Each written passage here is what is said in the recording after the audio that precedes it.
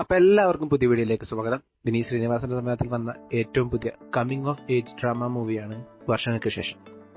ഹൃദയത്തിന് ശേഷം വിനീത് പ്രണവ് കോംബോ, ജേക്കബിന്റെ സ്വർഗരാജ്യത്തിന് ശേഷം നിവിൻ വിനീത് കോംബോ, തിരയ്ക്ക് ശേഷം ധ്യാൻ വിനീത് കോംബോ എന്നിങ്ങനെ തുടങ്ങി റിലീസിന് മുന്നേ ഇത്തരം കാരണങ്ങൾ കൊണ്ട് തന്നെ സിനിമയ്ക്ക് ഓൾറെഡി നല്ലൊരു ഹൈപ്പ് ഉണ്ടാക്കാൻ സാധിച്ചിട്ടുണ്ടായിരുന്നു. ഇതിനോടൊപ്പം വന്ന പ്രൊമോഷൻ ഇന്റർവ്യൂസിൽ ധ്യാൻ ബേസിൽ കോംബോയുടെ തമാശയും കൂടി ചേർന്നതോടെ എന്നിലെ പ്രേക്ഷകന് ഈ സിനിമ കാണാനുള്ള ആഗ്രഹം ഇരട്ടിയായി എന്ന് വേണം പറയാം. അതുകൊണ്ട് തന്നെ സിനിമ കണ്ടു കഴിഞ്ഞപ്പോൾ അതിന്റെ ഔട്ട്പുട്ടിൽ ഞാൻ വളരെയധികം സാറ്റിസ്ഫൈഡ് ആയിരുന്നു.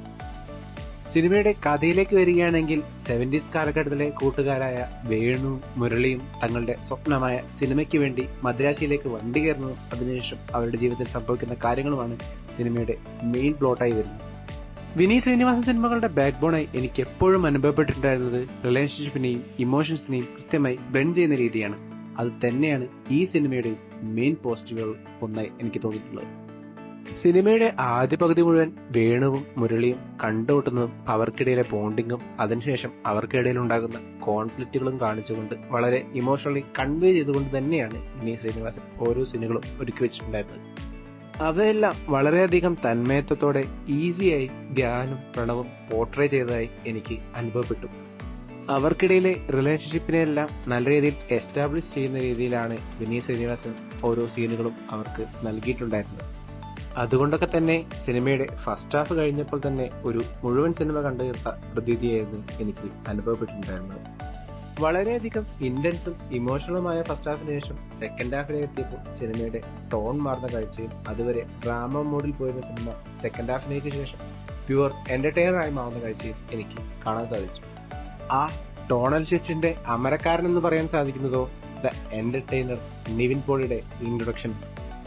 ചുരുക്കി പറഞ്ഞാൽ ധ്യാനും പ്രണവും ഫസ്റ്റ് ഹാഫിൽ ഉണ്ടാക്കിയതിന്റെ ഡബിൾ ഇരട്ടി ഇമ്പാക്ട് വെറും 5-10 സീനുകൾ കൊണ്ട് നിവിൻ സെക്കൻഡ് ഹാഫിൽ ഉണ്ടാക്കിയെന്ന് വേണം പറയാൻ.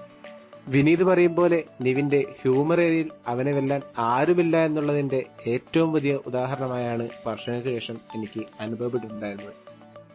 ഇവർക്കെല്ലാം പുറമെ വിനീത് ഉൾപ്പെടെ അജു, ബേസിൽ, നിത പിള്ളൈ, കല്യാണി പ്രിയദർശൻ, വൈജി മഹേന്ദ്രൻ, ഷാൻ റഹ്മാൻ എന്നിവരും അവർക്ക് കിട്ടിയ വേഷം വളരെ ഗംഭീരമായി തന്നെ പെർഫോം ചെയ്തതായി എനിക്ക് അനുഭവപ്പെട്ടു.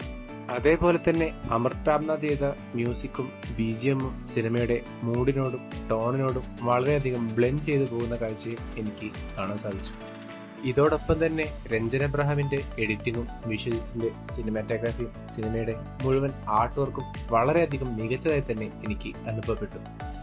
ആകെ മൊത്തത്തിൽ ഒരു മഴ പെയ്തു തുറന്ന പ്രതീതിയാണ് സിനിമ കണ്ടു കഴിഞ്ഞപ്പോൾ എനിക്ക് തോന്നിയിട്ടുണ്ടായിരുന്നത്. നിങ്ങളുടെ അഭിപ്രായം എന്ത് തന്നെയായാലും കമന്റ് ബോക്സിൽ അറിയിക്കുമെന്ന് വിശ്വസിച്ചുകൊണ്ട് ഈ വീഡിയോ ഞാൻ അവസാനിപ്പിക്കുന്നു. വീഡിയോ ഇഷ്ടപ്പെട്ടാൽ ചാനൽ സബ്സ്ക്രൈബ് ചെയ്യുക. അപ്പോൾ മറ്റൊരു വീഡിയോയിൽ വീണ്ടും കാണും വരെ ഗുഡ് ബൈ.